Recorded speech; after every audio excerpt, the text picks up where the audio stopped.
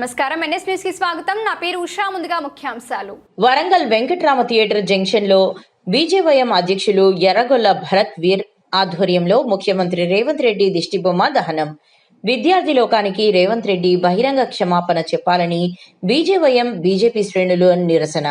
తెలంగాణ విద్యా వ్యవస్థను నమ్ముకొని ఎంతో కష్టపడి చదువుకుంటున్న విద్యార్థులను ఉద్దేశించి ముఖ్యమంత్రి రేవంత్ రెడ్డి అత్యంత బాధ్యతారహితంగా అనుచిత వ్యాఖ్యలు చేయడాన్ని వరంగల్ జిల్లా బీజేపీ అధ్యక్షుడు గంటా రవికుమార్ తీవ్రంగా ఖండించారు.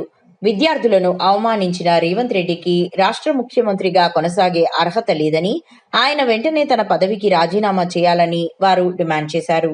రేవంత్ రెడ్డి గారు విద్యాశాఖను తన దగ్గర పెట్టుకొని విద్యార్థుల పట్ల తన వైఖరి అనేది జరిగింది.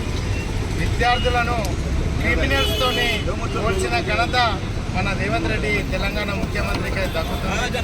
ఈరోజు దాదాపుగా 15,000 కోట్ల రూపాయలు ఈరోజు ఫీజు రీయింబర్స్మెంట్ బకాయి ద్వారా 14 లక్షల మంది విద్యార్థులు ఈరోజు చాలా కష్టపడుతున్నారు.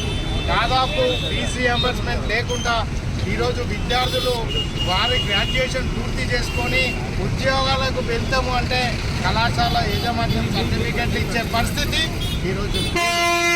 చదువుకునే విద్యార్థుల అడ్మిషన్ కోసం వెళ్తే కళాశాల యాజమాన్యం ఫీజు రీయింబర్స్మెంట్ రాక ఆ కళాశాలను నాణ్యత పాటించకుండా, అధ్యాపకులు లేకుండా చదువుకునే విద్యార్థుల జీవితాలను ఒకవైపు నాశనం చేస్తుంటే, ఒకవైపు డిగ్రీ అయిపోయి గ్రాడ్యుయేషన్ బీటెక్లు అయిపోయి వాళ్ళు ఉద్యోగాలకు వెళ్తే సర్టిఫికేట్ యాజమాన్యం ఇవ్వకుండా వారి జీవితాలను నాశనం చేస్తూ, ఇంకొక వైపు ప్రైవేటు కళాశాలల ఫీజు నియంత్రణ పైన శ్రద్ధ చూపెట్టకుండా ప్రైవేటు విద్యా సంస్థలు వేల కోట్ల రూపాయలతో ఈరోజు ఫీజులు దండుకోవడం ఒకవైపు, మరియు మహాత్మా జ్యోతిరావు పూలే బీసీ వెల్ఫేర్ హాస్టళ్లకు కిరాయిలు కట్టకుండా ఇంటి యజమానులు వచ్చి ఆ స్కూళ్లకు తాళాలు వేయడం, ఈ విధంగా కాంగ్రెస్ ప్రభుత్వానికి రేవంత్ రెడ్డి గారికి విద్యాశాఖ మీద ఎంత విద్యార్థుల పట్ల ఎంత శ్రద్ధ ఉన్నదో ఈరోజు తెలంగాణ యావత్ విద్యార్థులందరూ కూడా చూస్తున్నారు.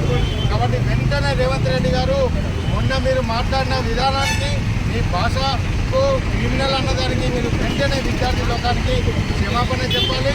అదేవిధంగా ఫీజు రీయింబర్స్మెంట్ను వెంటనే విడుదల చేసి విద్యల భవిష్యత్తు కోసం పనిచేయాలి. లేని పక్షంలో ఈ విద్యార్థులే భవిష్యత్తులో వచ్చే ఎన్నికలలో కాంగ్రెస్ పార్టీకి బుద్ధి చెప్తారని తెలియజేస్తూ, ఈరోజు వారు విద్యార్థులను క్రిమినల్ అన్నదానికి గాను భారతీయ జనతా పార్టీ వరంగల్ యువ మోర్చా ఆధ్వర్యంలో కాంగ్రెస్ ప్రభుత్వం మరియు రేవంత్ రెడ్డి యొక్క